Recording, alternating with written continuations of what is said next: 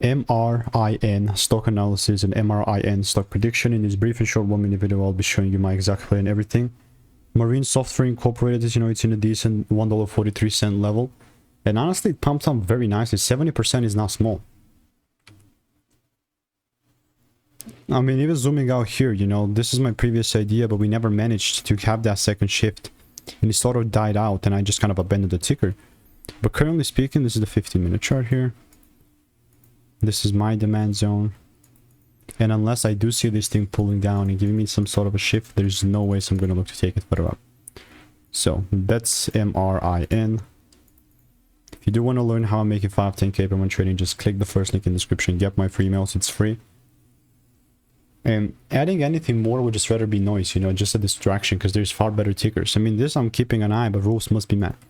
See you in the next one. Goodbye and enjoy. Click the first link in the description to get the free insights and calls.